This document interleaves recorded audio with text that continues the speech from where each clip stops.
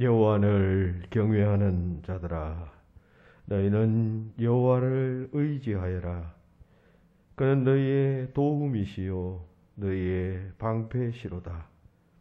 여호와께서 우리를 생각하사 복을 주시되 이스라엘 집에도 복을 주시고 아론의 집에도 복을 주시며 높은 사람이나 낮은 사람을 막론하고 여호와를 경외하는 자들에게 복을 주시리로다.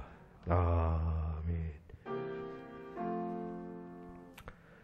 사랑 많으신 하나님, 부족하고 허물 많은 저희들을 주님의 백성으로 택해 주시고 주님 전을 사모하며 찾아 나와 주의 뜰에 살게 하심 감사합니다. 영과 진리로 예배하는 이 시간 우리 심령에 참된 만족을 주시고 하나님 한 분만을 온전히 즐거워하는 저희가 되게 하여 주시옵소서. 우리 드리는 예배가 하나님께 기쁨 되는 예배가 되기를 바라옵고 예수님 이름으로 기도하옵나이다. 아멘.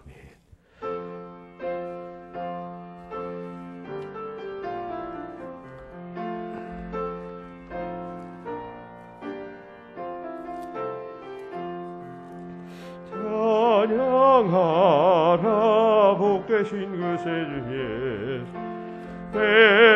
백성들아 사랑을 전하세. 영배하라 하늘의 천운과 천사, 주님 앞에 영광을 돌리세. 목자같이 우리를 지키시고 동일 흠에를 알아주시네. 찬양하라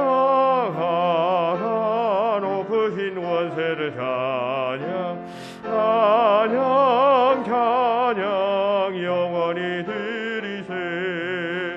찬양하라 복되신 그 세주 예수, 우리 대신 죽임을 당했네. 그 주 예수 영원한 구원의 소망, 영매하며 겸손히 절하세. 찬양하라 우리 주 지킨 예수, 그의 사랑 한없이 거셔라. 찬양하라 높으신 권세를 찬양, 찬양 찬양 영원히 드리. 찬양하라 복되신 그 세주 예수, 천사들아 즐겁게 찬양해. 그 주 예수 영원히 다스리시니 멸류관을 주 앞에 드리세. 그 주 예수 세상을 이기시고 영광 중에 또다시 오시리. 찬양하라 높으신 권세를 찬양, 찬양 찬양 영원히 드리세. 교동문 46번 시편 104편 말씀입니다. 46번 교동문 시편 104편 말씀을 한 절씩 교독하겠습니다. 내 영혼아 여호와를 송축하라. 여호와 나의 하나님이여,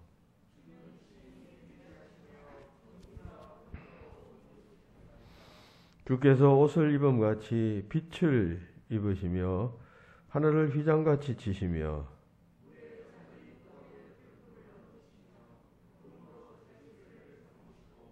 바람 날개로 다니시며 바람을 자기 사신으로 삼으시고 불꽃으로 자기 사역자를 삼으시며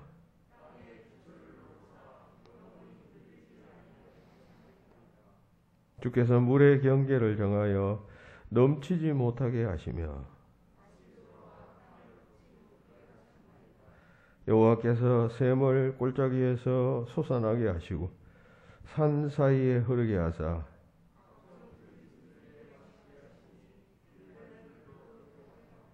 공중의 새들도 그 가에서 깃들이며 그가 그의 누각에서부터 산에 물을 부어 주시니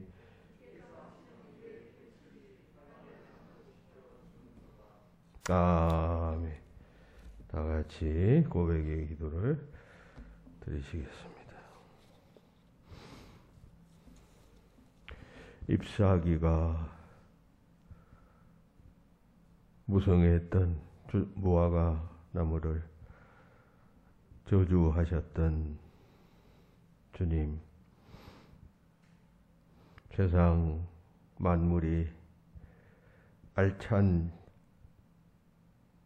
결실을 맺음으로 한 해를 마무리해가는 이 계절에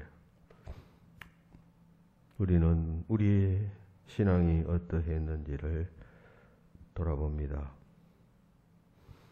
행여 우리의 믿음은 잎만 무성했던 나무와 같지는 않은지요. 기도와 예배, 봉사와 헌신, 전도, 그 어느 곳에서도 주님께 내놓을 만한 아름다운 열매가 없었습니다. 주 안에 거하지 않은 가지처럼 밖에 버려져 메마르게 되고 불에 던져질까 두렵습니다. 주님, 저희들을 불쌍히 여겨주시고 모든 허물을 용서하여 주시옵소서.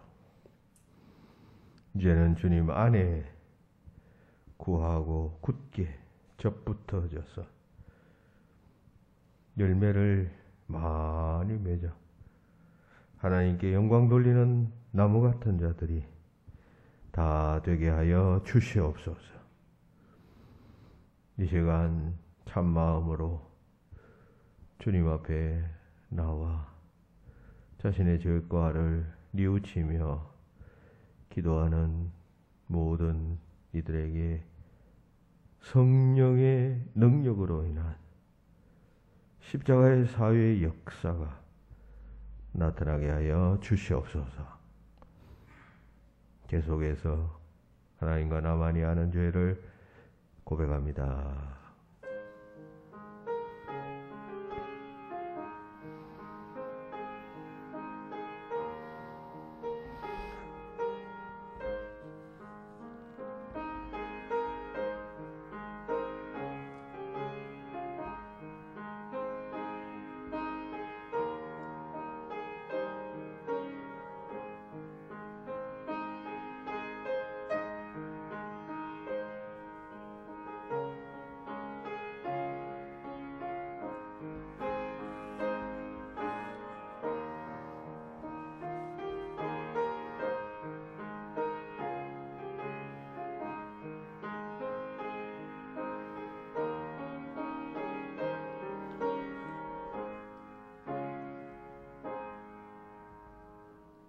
그러므로 이제 그리스도 예수 안에 있는 자에게는 결코 정죄 함이 없나니 이는 그리스도 예수 안에 있는 생명의 성령의 법이 죄와 사망의 법에서 너를 해방하였음이라. 아멘. 나는 전능하신 아버지 하나님 천지의 창조주를 믿습니다. 나는 그의 유일하신 아들 우리 주 예수 그리스도를 믿습니다. 그는 성령으로 잉태되어 동정녀 마리아에게서 나시고 본디오 빌라도에게 고난을 받아 십자가에 못 박혀 죽으시고 장사된 지 사흘 만에 죽은 자 가운데서 다시 살아나셨으며 하늘에 오르시 전능하신 아버지 하나님 우편에 앉아 계시다가 거기로부터 살아있는 자와 죽은 자를 심판하러 오십니다.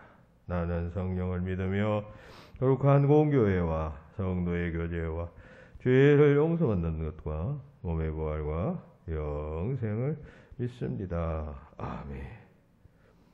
이어서 남국형 권사님 기도하겠습니다.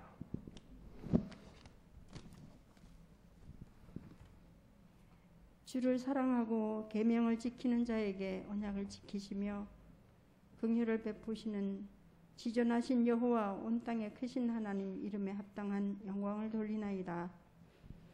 어둠에 감추인 것들을 드러내시고 마음의 뜻을 나타내시사 절망의 긴 밀림 같은 코로나에서부터 벗어나 예배의 기쁨과 소망을 허락하여 주시니 감사합니다. 혹여라도 더러 온라인 예배에 안주하려는 심령이 없게 하여 주시고 사회적 거리두기를 핑계하며 2년 가까이 우리가 경험했던 게으른 신앙생활을 주님 앞에 자복하며 다시 우리의 성숙한 모습을 주님 앞에 보일 수 있도록 도와주시옵소서. 내년에 치러질 대선이 가까워 오면서 후보자와 정당 간의 대립이 심화되고 있지만 나라의 주제 되신 주님의 계획과 생각이 영원히 서게 될 줄 믿사옵나이다. 바라옵기는 하나님을 두려워하며 하나님의 이름을 자랑하는 자, 나라와 백성을 안정되게 이끌어갈 자로 주님께서 세워주시옵기를 소원하옵나이다. 불안정한 경제와 정치의 불신 가운데 흉흉해지는 민심들을 간섭하여 주시고 법치가 바로 서며 안정된 삶을 찾게 하여 주시옵소서. 교회를 사랑하시는 주님의 은혜로 말미암아 제한되었던 예배가 회복되고 성도 간 반가운 낯으로 만나게 하여 주심을 감사드리옵고 이전에 하나님의 뜻을 하나님을 향한 영광과 은혜가 진리와 함께 영원하게 임하여 주시옵소서. 주일학교에 사랑스럽고 보배로운 아이들이 채워지고 아름다운 주의 자녀들의 찬양으로 예배가 영광이 되게 하여 주시옵시기를 간절히 바라옵고 원하옵나이다. 이달 말에 치러질 정책당회를 통하여서 주의 일꾼들이 적시적소에 세워지게 하여 주시옵시고 한층 능률적이며 활기찬 교회로 이끌어 주시옵시기를 바라옵고 원하옵나이다. 이달 18일에 채워지는 수능을 앞둔 수험생들이 염려하고 걱정하는 것을 주님 돌아보시옵시고 그들의 건강을 해치지 않게 하여 주시며 주님께서 주시는 평안한 마음으로 수년간 배우고 노력한 학습들이 문제들 앞에서 생각나게 하여 주시고 실수 없이 잘 치루어내게 하여 주시옵시기를 바라옵고 원합니다. 하나님께 가까이 하여 말씀 듣는 것이 우매한 자들이 제물드림보다 낫다고 하신 주님을 신뢰하며 주님 음성을 듣기 원합니다. 목사님의 영육간 건강을 붙들어 주시옵시고 하나님의 신령한 말씀들이 각 사람들의 마음에 역사하여 운동하며 마음들을 감동시켜 주시옵시기를 간절히 바라옵고 원합니다. 추워져가는 이 길 가운데 모든 성도들의 건강을 지켜주시옵고 날마다 말씀 안에서 주님과 기도하며 교제하여서 영혼을 거슬러 싸우는 육체의 욕심을 제어함으로 사랑과 믿음과 섬김과 인내가 주님께 인정받는 귀한 삶을 살게 도와주시옵소서. 오늘도 예배 가운데 영광으로 임재하여 주시옵시기를 원하옵고 우리의 소망이시며 생명 되신 예수 그리스도의 거룩하신 이름으로 기도하옵나이다. 아멘.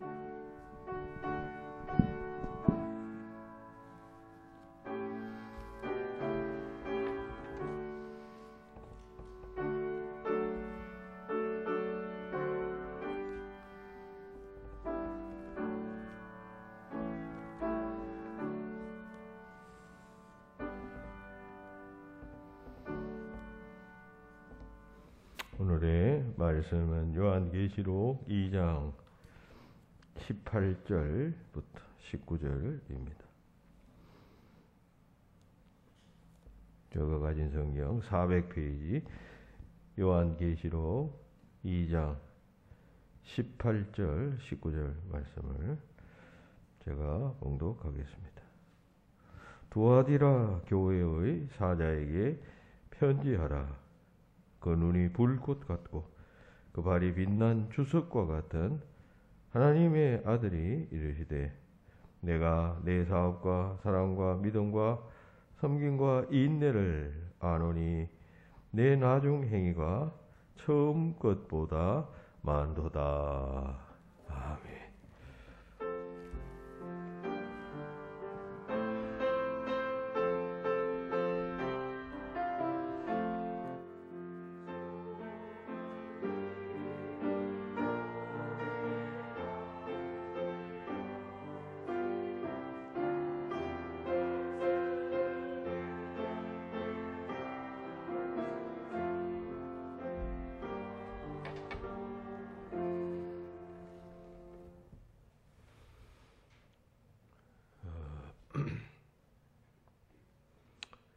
연극을 분류할 때 그 끝이 어떻게 끝나느냐에 따라서 희극 혹은 비극으로 나누어 분류합니다. 연극이 웃었고 재미있으면 희극이고 슬프고 또 눈물 나면 비극이 아니라 마지막이 행복하게 끝나면 희극이고 마지막이 슬프게 끝나면 비극이 됩니다. 영국의 유명한 극작가인 세익스피어가 쓴 4대 비극이 있고 또 5대 희극이 있습니다. 햄릿, 리어왕, 오델로, 또 하나는 뭐죠? 맥베트. 이게 비극, 4대 비극이고 또 온 세상 사람들에게 잘 알려진 그런 5대 비극도 있습니다. 5대 희극도 있습니다. 근데 이 4대 비극은 다 끝이 슬프게 끝납니다. 주인공이 다 죽어요. 그래서 비극인 것입니다. 자, 우리 인생도 마찬가지입니다. 마지막이 좋아야 합니다. 마지막이 좋아야 좋은 것입니다. 마지막이 좋지 못하면 그 과정이 아무리 좋았어도 그건 결코 좋은 것이 아닙니다. 끝이 좋아야 한단 말이죠. 솔로몬 왕의 경우를 한번 생각해 보시기를 바랍니다.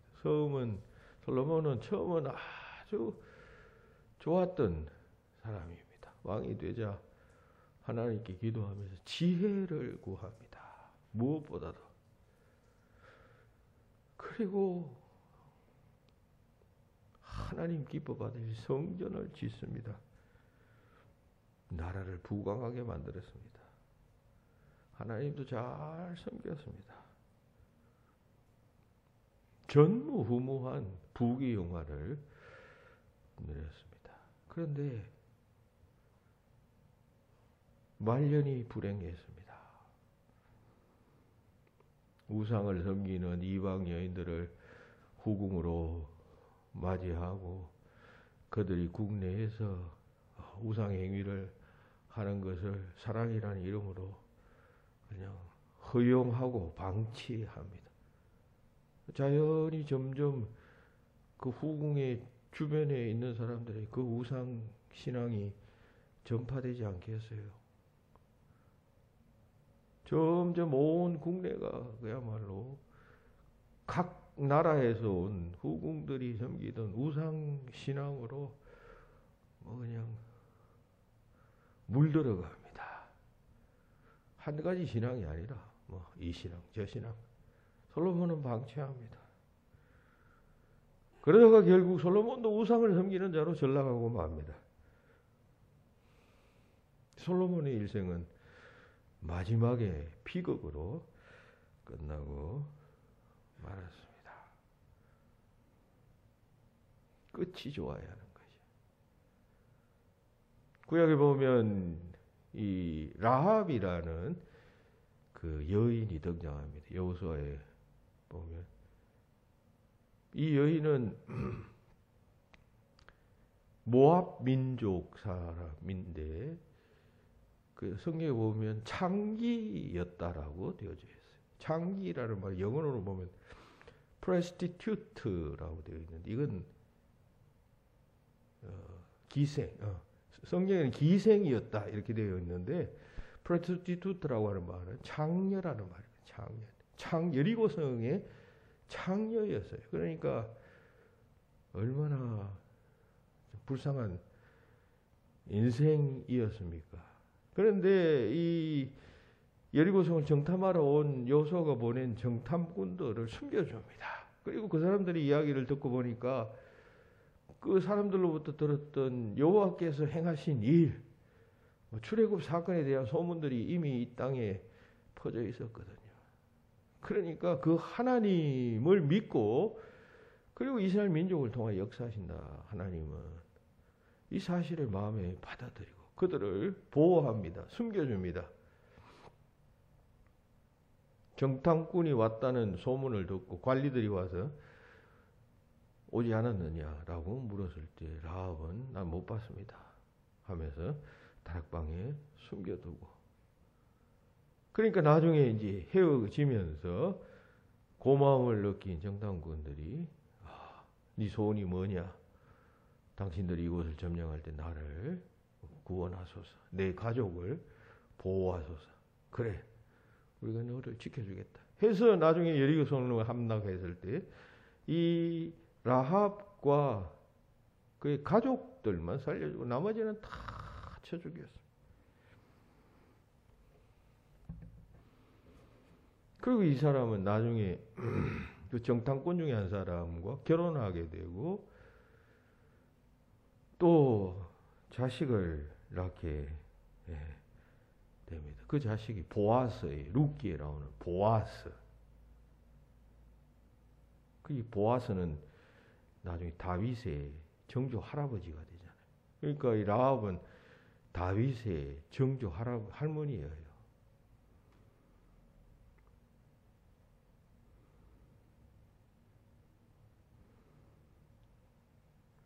그리고 메시아의 조상, 예수님의 오랜 조상이 되는 복을 받습니다. 끝은 아주 처참했어요. 그런데 좀 나중에 이렇게 좋아지게 됩니다. 처음에는 비극적이었지만 나중에는 희극적인 삶으로 바뀌어갔다. 여러분, 우리 개인도 교회도 이렇게 처음보다 나중이 좋아야 해요. 처음에 아무리 잘한들 여러분 추억 속에 뭐 그냥 옛날이 좋아서 하는 기억이 여러분들을 얼마나 위로할지 모르지만 여러분 그건 아무것도 아니에요. 처음보다 지금이 더 나은 신앙이 되어져야 합니다.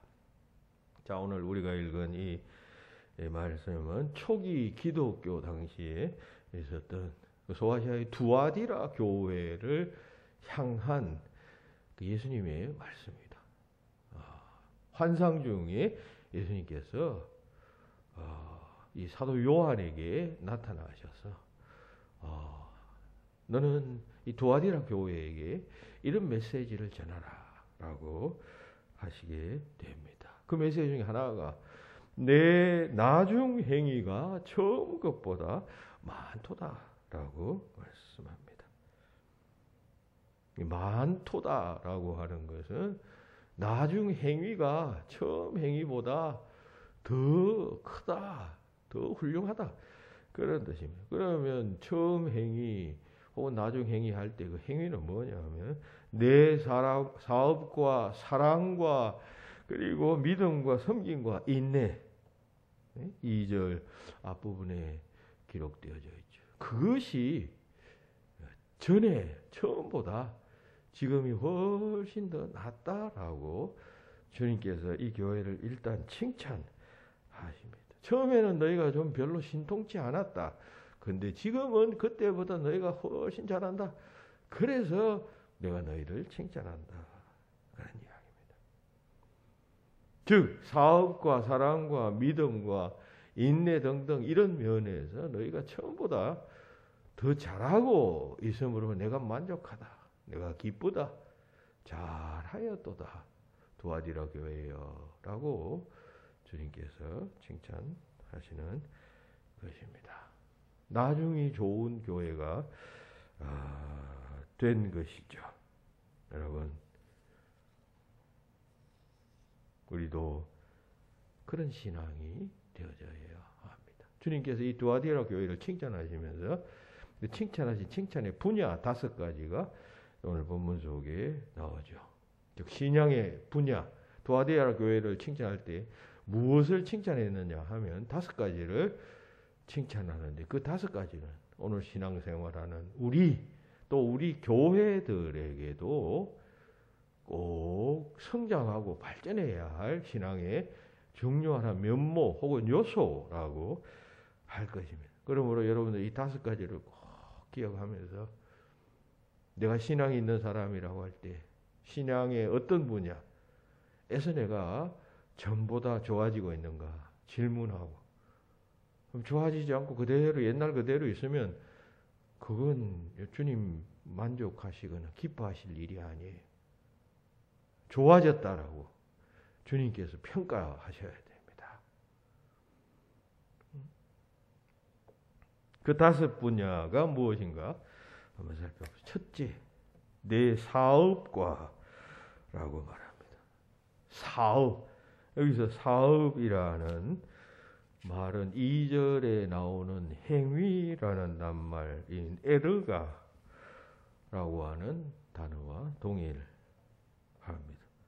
그러나 여기서 말하는 2절에서 말하는 행위라는 단어는 믿음의 행위, 믿음의 사업을 뜻하는 단어입니다만 오늘 본문에는 그 뒤에 또 믿음이 나오잖아요. 그러니까 이것은 그 믿음을 뜻하는 것이 아니라 어떤 이 뒤에 이어지는 4가지를 전부 포괄하는 의미의 단어다라고들 신학자들은 이야기합니다. 즉 사랑, 믿음, 그리고 섬김, 인내 등을 포괄하는 어떤 주님의 일, 그리스도의 일, 그리스도적 삶, 이 모든 것을 다 포괄해서 에르가 사업이라고 표현했다라고들 해석합니다. 그러니까 주님과 관련된 제반 모든 일이라 하겠습니다. 그게 우리가 전보다 더 나아져야 한다 그 말이죠. 옛날에 잘했어요. 적어도 잘했다면 그거보다 지금은 더 나아져야지. 뭐 옛날에 잘했던 그것과 똑같거나 혹은 또 그냥 하향해서 못하거나 하면 주님께서 기뻐하시지 않습니다. 세상에서 가장 가치 있는 일, 가장 효력이 오래가는 뭐 일은 예수님을 위한, 주님을 위한 일입니다. 다른 모든 일들은 다 시간이 지나면 다 소멸됩니다. 기억에서도 소멸되고 사라지고 날아갑니다. 그런데 주님을 위한 일은 주님께서 결코 잊지 아니하시고 다 하나하나 그 마태복음에 보면 그게 하늘 창고에 쌓인다 이렇게 비유하고 있잖아요. 너희 보물을 하늘에 쌓아두라 말씀합니다. 공의로우신 주님께서 그거 잊지 않으신다 그런 이야기죠. 주님을 위한 일, 에르가 사업, 그것을 위하여 그것이 너희들 더 좋아졌는가 질문하여 보라 라고 말합니다. 나라에서 나라를 위해서 희생한 사람들은 국가에서 있지 않잖아요. 그래서 나라를 위해서 싸운 사람들, 그러다가 생명을 잃은 사람들 국립묘지에 내어주고, 그리고 그 후손들에게는 또 그 부모로 인해서 나라가 고맙다는 뜻으로 연금을 주고 장려하잖아요. 옛날 우리 일제시대 때 독립운동한 사람들 국가에서 그 사람들 후손들까지 다 챙기잖아요. 여러분, 한 나라에도 이렇게 그 공이 있는 사람은 있지 않는데, 하나님 나라에서 살아계신 하나님, 전능하신 하나님, 영원하신 그 하나님께서 성도들이 주님을 위하여 일한 사업을 있겠습니까?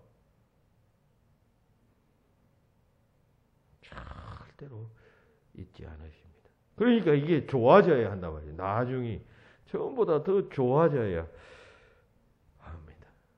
따라서 스스로 질문해 보십시오. 나는 이전보다 내가 더욱 주님을 위한 일에 힘쓰고 헌신하고 있는가 라고 말입니다. 그게 여러분 자신들에게 그대로 고스란히 돌아올 여러분 것입니다. 지금 제가 여러분들에게 주님을 위하여, 하나님을 위하여, 교회를 위하여 이런 얘기 하면 여러분들 귀에 잘 안 들어오실 거예요. 찡그리는 사람도 있을 것이에요. 여러분 자신을 위해서, 나를 위해서 하면 그냥 귀가 번쩍 뜨이겠죠.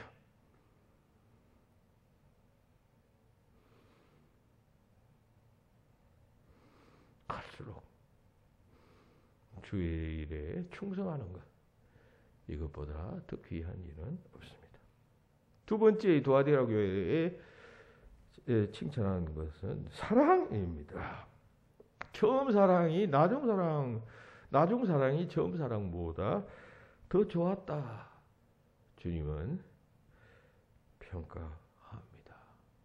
여기서 사랑은 세속적인 그런 의미의 사랑이 아닐 것입니다. 이건 아가페적 사랑이겠습니다. 여러분, 아가페 사랑은 뭔지 아시죠? 하나님께서 인간들을 긍휼히 여기셔서 세상에 오신 것 같은 사랑, 또 십자가를 지시는 것과 같은 그러한 하나님적인 사랑입니다. 그리스도인은 그 아가페적 사랑을 배우고 실천하는 사람 아니에요.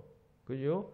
세상 사람들이 그냥 주면 고마워서 베푸는 사랑, 주고받는 사랑 정도가 아니라, 혹은 남녀 간의 에로서적 사랑 같은 그런 사랑이 아니라, 친구 간의 무슨 필레오적 사랑, 이런 사랑이 아니라, 우리 그리스도인들이 본받고 배우고 실천해야 될 사랑은 아가파워, 아가페 사랑입니다. 그러니까 이 두아디라 교회는 그 사랑이 무엇인가를 알았고 그 사랑을 실천하기 위해서 애쓰고 힘썼던 교회인데, 그 처음 사랑이 나중 사랑이 처음 사랑보다 점점 더 좋아지더라. 주님 그렇게 평가하신 것입니다. 아가페의 사랑. 나는 아가페적 사랑을 실천하기 위해서 애를 쓰고 있는가? 질문하시기 바랍니다. 처음보다 내가 나아졌는가? 질문할 수 있어야 합니다. 우리가 예수를 처음 믿으면 주님의 사랑의 수혜자의 차원에서 그 사람과 만납니다. 그죠? 주님이 나를 위해서 이렇게 그 아가페의 사랑을 베푸셨구나. 감사합니다. 예수 처음 믿으면 이 단계에서 그 감사하는 정도의 그 기쁨에 그냥 묻히게 된다 그럴까요? 사로잡히게 됩니다. 그래서 신앙생활을 합니다. 그런데 점점 지나면 여러분 나도 그 사랑을 베풀어야지, 실천해야지. 이 단계까지 이르게 됩니다. 그러니까 그렇게 나아가야 한단 말이죠. 처음 사랑은 그 아가페의 사랑을 알고 수혜하는 차원이었다면 그 다음에는 베풀고 실천하면 하는 차원으로 더 나은 신앙의 단계로 갈 수 있어야 한다는 것입니다. 어떤 사람은 처음 사랑에서부터 더 그냥 희미해져가는 사람도 있습니다. 여러분 이 나중에 요한계시록에 나오는 7교회 가운데 그냥 책망받는 여러분 그리스도인 교회가 됩니다. 주님께로부터 책망받는다는 것은 말이 뭐 책망하고 끝나는 그런 책망이 아니잖아요. 영원한 책망 아니에요. 우리의 사랑이 더욱 깊어져요. 셋째, 투아디라 교회는 믿음이 또 점점 나아졌습니다. 점점 자라갔다. 그런 뜻이겠죠. 믿음은 신앙생활에 매우 중요한 하나의 그 어떤 정신의식 아니겠어요? 믿음으로 구원받으니까요. 믿음으로 의롭게 되니까요. 이건 아무리 강조해도 지나치지 않습니다. 우리 믿음이 점점 자라나야 합니다. 베드로서 3장 18절에 보면 오직 우리 주 그리스도 예수 그리스도의 은혜와 그를 아는 지식에서 점점 자라가라 권면합니다. 믿음이 점점 자라나야 돼. 교회 나와서 신앙생활하고 예배드리고 설교 말씀 들으면서 우리의 신앙이 점점 자라나고 굳어지고 해야 됩니다. 예나 지금이나 또 같이 이렇게 있으면 죽기 쉽기 때문입니다. 성장하지 않으면 어떻게 돼요? 우리 성장해야 할 아이들이 성장하지 않으면 부모가 난리가 나서 병원에 가서 무슨 성장케 하는 주사를 맞히고 뭐 발을 동동 구르잖아요. 믿음도 마찬가지예요. 점점 자라나요. 사람이 나이가 들면 점점 세상 경험을 많이 하게 되고 생각도 달라집니다. 젊었을 때는 20대, 30대, 40대 이럴 때는 막 그냥 좌충우돌 그냥 경험이 없기 때문에 막 이리 부딪히고 저리 부딪히고 자기 생각에 책에서 배운 대로 이론대로 막 살려고 애를 씁니다. 살다 보면 40대, 50대, 60대, 70대 넘어가게 되면 푹 익어버려요. 다 부질없다. 그냥 진리라고 뭐 떠들고 어쩌고 저쩌고 하는 거 다 상대적인 이야기인 것이고 그렇잖아요. 하나님의 말씀 외에는 다 상대적인 것이에요. 심지어 신학도 상대적인 것이고 해석도 다 상대적인 것이에요. 그거 붙잡고 뭐 나는 진리를 고수한다? 웃기지 마세요. 다 해석에 불과한 것이에요. 하나님의 말씀 그 자체만 진리이지 그 말씀을 해석하는 모든 해석은 다 상대적인 인간의 의견에 불과한 것이에요. 생각하는 것이 성장하면 달라져요. 점점 익어버리고 그리고 그냥 눈에 보여요. 쓸데없는 것 붙잡고 또 그냥 사람들이 그냥 온 정신을 다 팔고 있다고. 생각이 나이가 들면 그렇게 생각이 달라지는 거죠. 우리의 믿음도 점점 달라져야 합니다. 그렇지 않으면 마르고 퇴보하게 됩니다. 여러분 아브라함의 믿음 한번 보세요. 자세히 살펴보면 처음에 아브라함의 믿음은 어떤 의미에서는 좌충우돌이었습니다. 아들을 얻을 것이다. 하나님 약속을 받았으면 여러분 끈기 있게 기다려야 되잖아요. 그런데 그 과정에 보면 그 외에도 아들이 안 생기니까 그 종 하가를 취해서 그냥 아들을 낳습니다. 그거 이스마엘 아니에요. 또 그냥 그 전에 자식이 없으니까 그 엘리에셀이라는 종을 자기 양자로 삼습니다. 얼마나 그 믿음이 없었으면, 하나님에 대한 믿음이 없었으면 그랬었겠습니까? 그래서 아브라함이 나중에 점점 믿음의 사람이 된 것이에요. 그래서 독자 이삭을 모리아산에 올라가서 이제 나에게 제물로 바치라는 이해할 수 없는 하나님의 명령을 순종하는 단계까지 이르르지 않습니까? 이것을 보시고 하나님께서 아브라함을 복의 근원으로 칭하셨습니다. 네가 복이 될지로다.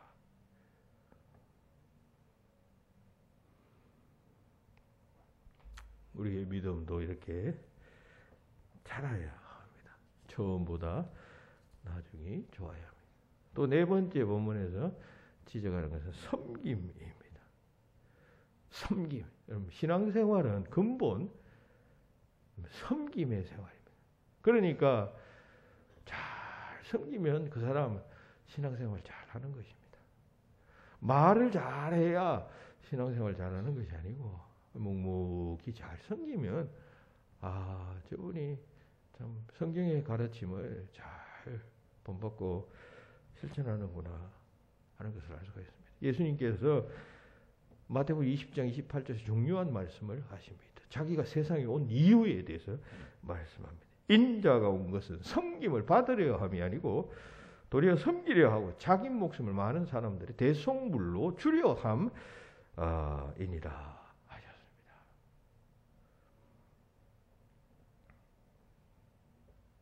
나아가서 마태복음 20장 27절에서는 또 유명한 말씀하시죠. 누구든지 어떤 이 되고자 하는 자는 섬기는 자, 종이 되어야 한다 말씀합니다. 그러하셨던 주님께서는 여러분 십자가를 지시기 하루 전날 최후의 만찬석상에서 제자들이 서로 그냥 내가 선배고 내가 고참이고 네가 후배니까 물떠서 발 씻겨라. 이스라엘 백성들에게는 그런 전통이 있었거든요. 바깥에 돌아다니다 오면 그 주인이 발을 씻어주는 풍습이 있었습니다. 그러니까 자기가 씻는 것이 아니라, 그러니까 내가 높으니까 네가 내 발을 씻어달라. 뭐 이런 일로 싸우고 있을 때 예수님께서 겉옷을 벗으시고 수건을 취하셔서 제자들의 발을 씻어 주셨다. 무언의 섬김의 도를 실천하신 것이죠. 그 예수님이 이 세상에 오신 목적이에요. 한마디로 표현하면 섬기기 위하여. 하나님이 인간을 섬기기 위하여. 높은 사람은 아랫사람이 섬겨주잖아요. 그런데 이 극히 높으신 그분이 인간의 모습으로 천한 삶을 사시고 십자가에서 죽기까지 하시면서 하신 것은 한마디로 섬김의 삶이라고 요약할 수 있겠습니다. 따라서 그리스도인의 삶도 섬김의 삶이 되어져야 합니다. 교회 생활할 때 잘 섬겨야 합니다. 왜냐하면 교회는 그리스도의 몸이기 때문에 교회를 잘 섬겨야 해요. 섬기면서 엉뚱한 생각 들면 시험 드는 것이에요. 유명한 말씀의 신학자인 칼 바르트가 이런 말을 했습니다. 화면에 나오죠. 섬김의 삶은 자기의 목적이나 계획이 있음에도 불구하고 교회의 필요와 의도와 지시에 따라 생활할 때의 will 그리고 working 그리고 doing 이다라고 정의했습니다. 섬김이란 뭐냐? 내가 바빠요. 내가 할 일이 있어요. 우선되는 무엇이 있어도. 그런데 교회가 필요하고 부르면 자기 일을 후순위로 돌리고 그냥 그 교회로 나가서 수고하고 워킹하며 그리고 그렇게 하리라라고 하는 will, 의지를 가지는 것. 내가 그게 우선이다 생각하고 그러면 내가 그렇게 하리라 하는 마음을 가지는 것이 섬김이라고 말했습니다. 다 누구든지 바쁘잖아요. 누구든지 다 돈 쓸 일, 뭐 사람 만날 일 다 바빠요. 그걸 가지고 자기만을 위해 사용하는 사람이 있고, 어떤 사람은 섬기는 일에 사용하는, 주님의 이름으로 섬기는 일에 사용하는 사람이 있어요. 여러분, 그렇게 살아야 이기적인 삶에서부터 여러분 극복됩니다. 우리 가만히 살다 보면 자기 중심적인 삶에 어쩔 수 없이 끌려가게 되잖아요. 다 뭐 자기 하고 싶은 대로 살다가 죽는 거죠. 뭐 그건 의미 없다, 지나치게 의미 없다라고 표현하기는 좀 어렵지만, 다 인간은 그러니까 가치 없는 그런 삶이에요. 정말 의미 있는 삶은 저 사람이 얼마나 주님의 말씀에 근거해서 이웃을 위해서, 타인을 위해서, 그리고 주님을 위해서 영적인 일에 더 그냥 섬기며 살다 갔느냐, 그런 것 아니에요. 마틴 루터 킹 목사님이 죽을 때 그런 유언을 남겼다잖아요. 내가 죽을 때 거창한 장례식 하지 마십시오. 내가 뭐 노벨 상 수상자였다는 이야기도 하지 마십시오. 내가 그냥 뭐 수많은 큰 공로를 뭐 행했다고 말하지 마십시오. 오직 내가 바라는 것은, 이 마틴 루터 킹은 오직 다른 사람을 위해서 살다 갔다, 그것 말해 주는 것을 나는 원합니다. 무사람을 섬기다가 그는 죽었다라고 말해 주시기를 나는 바랄 뿐입니다. 그런 유명한 연설이 남아 있어요. 여러분, 섬기며 살아야 합니다. 그게 기독교의 가르침 가운데 중요한 한 주제입니다. 우리 믿는 사람들은 처음 섬김보다 나중 섬김이 더 나아야 합니다. 그렇죠? 여러분 지금 여기 보면 신앙생활 한 지 뭐 20년, 30년, 40년, 50년 된 분들 다 있을 것 아니에요. 그 50년 전, 40년 전보다 나의 섬김이 지금 더 낫느냐? 아니면 그때 40년 전 그 젊은 시절에 그 섬김보다 지금이 더 그냥 희미해진 사람들이 있다면 이 책망받을 일이에요. 두아디라 교회는 칭찬받고 있어요.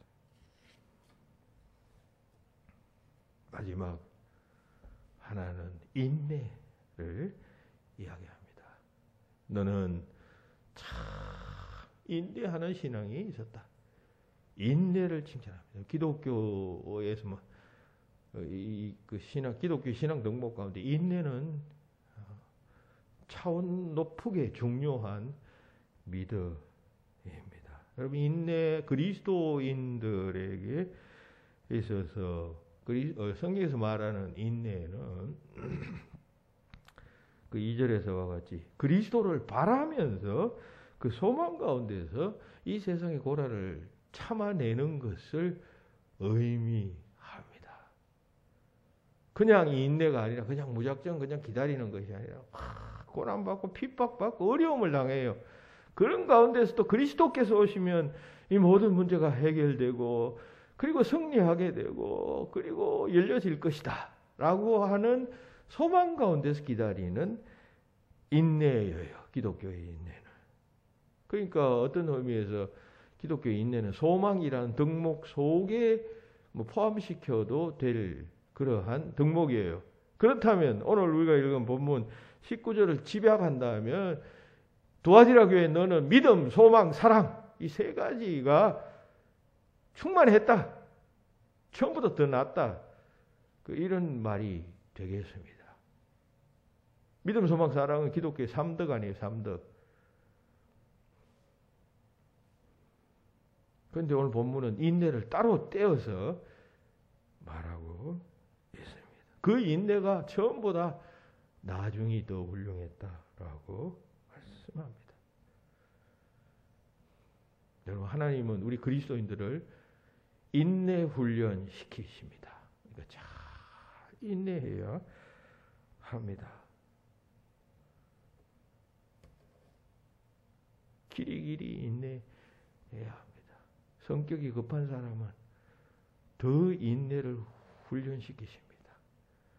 더 그 급한 성격 때문에 부딪히고 깨지고 싸우고 손해보고, 그리고 그런 과정을 통해서 하나님께서 인내를 훈련시키십니다. 끝까지. 삶 자체만을 위해서 그 인내를 훈련시키는 것이 아니라 그리스도의 재림으로 인한 얻게 될 그 영광을 소망하는 인내를 주님께서는 우리 그리스도인들이 가지기를 원하십니다. 그리고 그 인내를 통해서 점점 성숙해져 가는 것입니다. 어떤 목수가 제자와 큰 숲을 지나고 있었는데 아주 크고 아름다운 떡갈나무를 보고는 목수가 제자에게 말했답니다. 자네 왜 이 나무가 이렇게 거대하게 성장했는지 아나? 아니요. 왜 그렇습니까? 그랬더니 목수가 대답했습니다. 이 떡갈나무는 아무런 유용성이 없는 나무이기 때문이야. 만약 이 나무가 쓸모 있었다면 제대로 자라났을 때 다 그냥 톱으로 잘라서 사용했을 것이네. 그런데 이 떡갈나무는 아무 쓸모가 없기 때문에 사람들이 이 나무를 베어서 의자나 책상으로 만들지 않았던 것이지. 아무 쓸모 없음에 대해서 이 떡갈나무는 의인화시켜서 말한다면 이 떡갈나무는 실망하지 않고 그냥 꿋꿋이 참으면서 다른 나무들은 일찍 쓰임 받아서 그냥 좋은 재료가 되어서 그냥 훌륭한 목재가 되고 그냥 의자가 되고 벽장이 되고 하는데 이 나무는 아무 쓸모 없어서 아무도 사용하지 않았지만 꿋꿋이 참고 인내하고 해서 커다란 나무가 되고, 그래서 거기에 가지를 뻗어서 수많은 사람들이 이 나무 밑에서 쉬어갈 수 있도록 하는 그런 나무가 된 것일세. 인내가 그 같은 결과를 만들었다라고 하는 그런 이야기였습니다. 기독교의 소망은 인내하지 않는 자에게는 결코 찾아오지 않습니다. 팩하는 사람들에게는 결코 기독교적 소망이 찾아오지 않아요. 성질대로 믿는 사람들은 여러분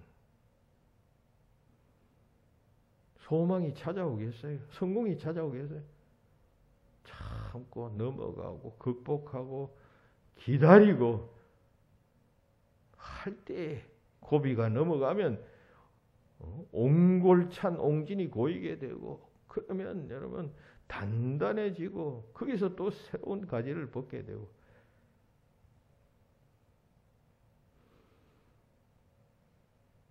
인내가 기독교에서 얼마나 중요한 덕목인지 모릅니다. 잘 인내해야 돼요. 자녀들 키워보면 자녀들 말 안 들어요. 그러면 부모가 그걸 끝까지 인내해야 돼요. 지혜롭게 인내해야 됩니다. 자기들이 이제 어른 되어서 아버지 되고 어머니 되고 하게 되면 이제 그때 가서 이해하게 돼요. 그러면 적어도 30년은 기다려야 합니다. 30년은 기다리는 인내가 있어야 한 인간이 교육이 되는 것이에요. 인간 삶도 그런데 하나님에 대한 진리에 대한 인내는 오죽하지 않겠습니까? 말씀을 맺습니다. 여러분, 주님의 제자 가운데 두 상반된 제자가 있어요. 하나는 베드로이고 하나는 가룟 유다입니다. 여러분, 베드로와 가룟 유다의 삶을 오늘 말씀의 관점에서 한번 주목해 보십시다. 베드로는 처음에 그냥 좌충우돌하는 사람이었습니다. 감정에 들떠서 움직이는 사람이었습니다. 그래서 베드로의 언급이 복음서에 많이 나오는데 때로는 주님을 부인하기도 했고 도망하기도 했고 어떨 때는 주님은 그리스도심도 했다가 바로 잠시 후에는 주님께로부터 사탄이라고 호칭받기도 했던 자였습니다. 처음은 엉망이었어요. 그런데 오순절 성령 강림 사건 이후에 달라졌습니다. 나중에는 능력받고 성령의 사람이 됩니다. 그리고 나중에는 십자가에서 거꾸로 달려 순교했다는 전설이 내려올 정도로 베드로는 기독교 역사에서 최고의 위인이 됩니다. 이에 반해서 가룟 유다는 어땠습니까? 여러분, 가룟 유다는 똑똑한 사람이었습니다.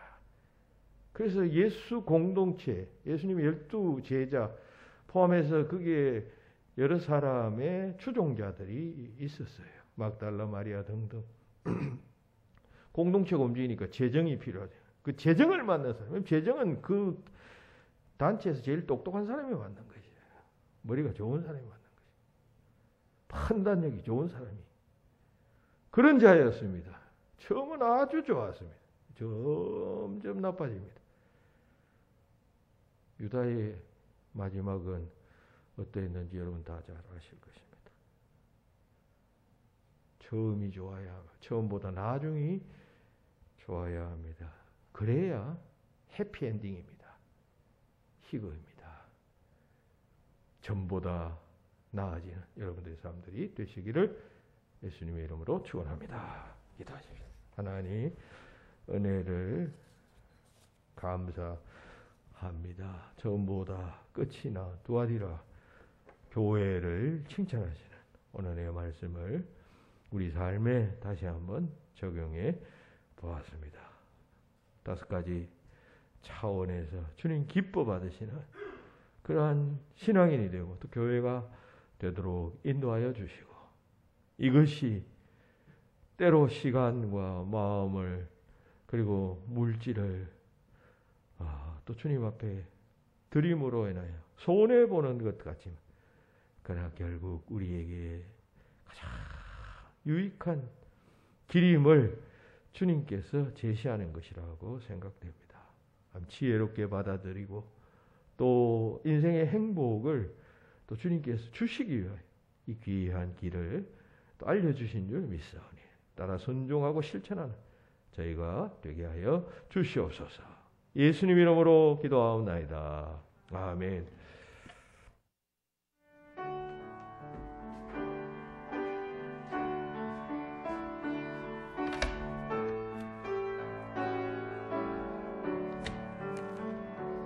내 주 되신 주 참 사랑하고 곧 그에게 죄를 따고 합니다.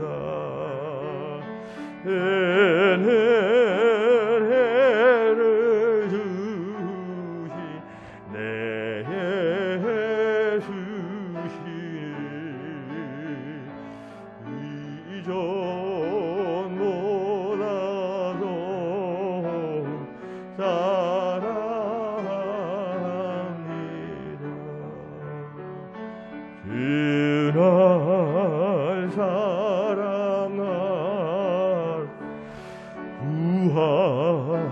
구하시려고 저 십자가 고난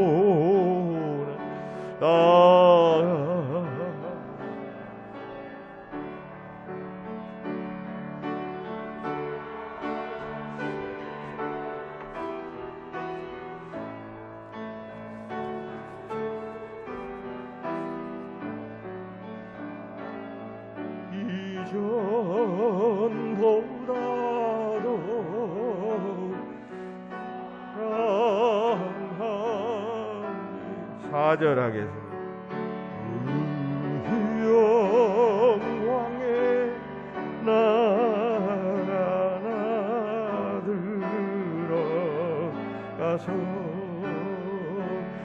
예배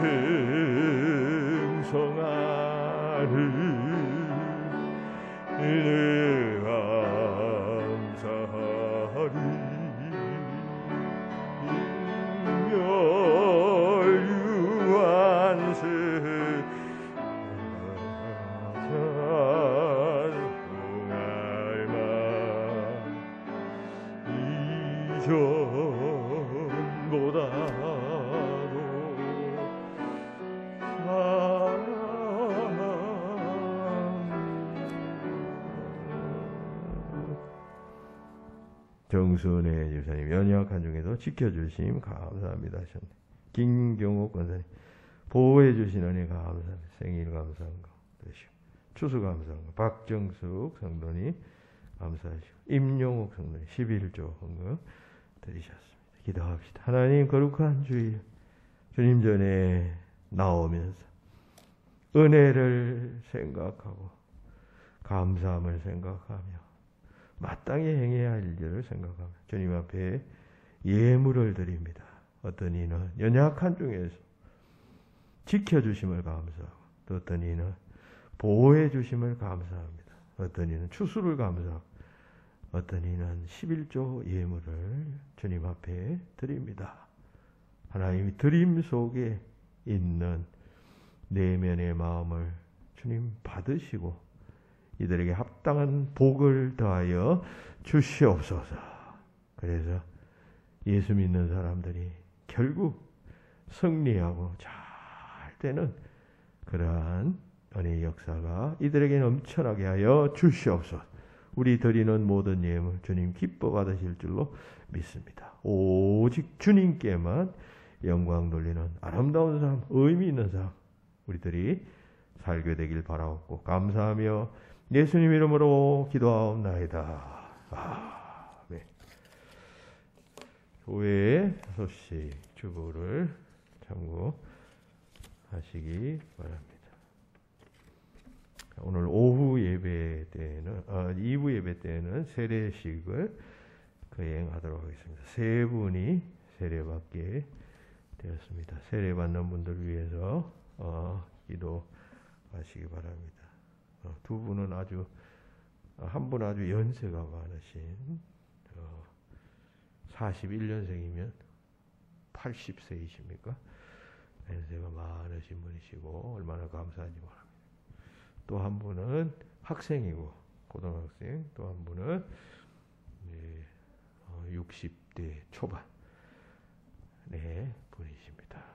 뒤늦게나마 예수님을 구주로 영접하는 일, 참으로 귀한 일이겠습니다. 세례받는 이들을 위해서 기도해 주시기 바랍니다. 날씨가 춥습니다. 건강 유의하시고 올해 정책당에는 28일 주일 예배 후에 식사하고 교회에서 모이기로 했습니다. 그러니까 정책당회 전에 교회학교 부장선생님들은 교사로 봉사할 봉사자들 명단을 미리 제출해 주셔서 당회에서 의논하는데 차질이 없도록 해주시기 바랍니다. 통상 보면 당에서 다 결정해 놓으면 그 후에 다른 명단을 가져와서 혼돈에 이렇게 빠뜨리는 경우가 있습니다. 여러 차례 광고를 하는데도 그게 무슨 말인지 잘 모르시는 분들이 없지 않아 있는 것 같습니다. 그러니까 미리 정책당회 전에 이렇게 알려주는 것이 주셔야 됩니다. 그리고 11월 셋째 주까지 각 자치회에서도 총회를 해주시고 새 임원들을 선출 보고해 주시기 바랍니다. 이것도 그런 이유 때문입니다. 당회 인준 문제 때문에 그러합니다. 그러니까 물론 약간의 형식적인 절차이겠습니다. 그러나 점검은 해야 되잖아요. 그렇죠?